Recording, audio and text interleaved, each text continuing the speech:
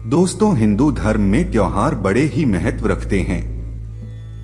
भारत व्रत त्योहारों का देश माना जाता है। पूरे साल भर में कई व्रत और त्योहार आते हैं जिन्हें बड़े ही हर्षोल्लास से मानते हैं। ऐसे में तीज का भी एक बड़ा त्योहार है जिसे सुहागिन महिलाएं और कुंवारी लड़कियों द्वारा मनाया जाता है।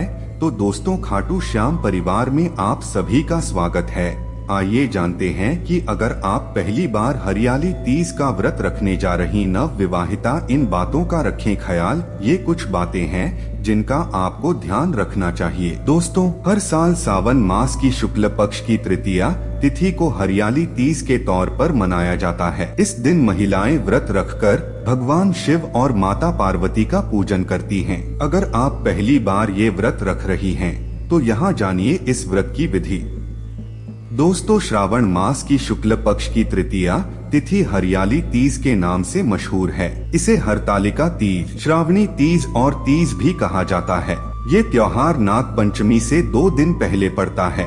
माना जाता है कि हरियाली तीज वाले दिन ही शिव जी ने माता पार्वती की तपस्या से प्रसन्न होकर उन्हें पत्नी के रूप में स्वीकार किया था।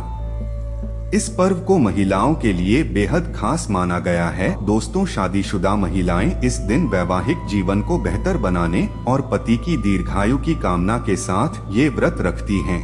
वहीं कुंवारी कन्याएं सुयोग्य वर पाने की इच्छा के साथ इस व्रत को रखती हैं। अगर आपकी नई शादी हुई है और पहली बार हरियाली तीज का व्रत रखने जा रही हैं, तो यहाँ जानिए कुछ जरूरी बातें और हरियाली तीज व्रत के नियम। तो चलिए जानते हैं। अगर आप हरियाली तीज का व्रत रख रही हैं, तो सुबह जल्दी उठकर स्नान आदि करें और महादेव और प्रतिमा के समक्ष हरियाली तीज के व्रत का संकल्प लें। 16 श्रृंगार करके तैयार हों। इसके बाद पूजा करें। सबसे पहले पूजा की तैयारी करें। पूजा के लिए रेत या काली मिट्टी से शिव जी और माता पार्वती की मूर्ति बनाएं। इसके बाद एक चौक बनाएं और वहीं पाटा या चौकी स्थापित करें। इस पर लाल या पीले रंग का वस्त्र बिछाएं और एक प्लेट पर शिव पार्वती की प्रतिमा को रखकर इसे चौकी पर स्थापित करें। फिर महादेव को चंदन, सफेद पुष्प, धतूरा, बेलपत्र और जल चढ़ाएं।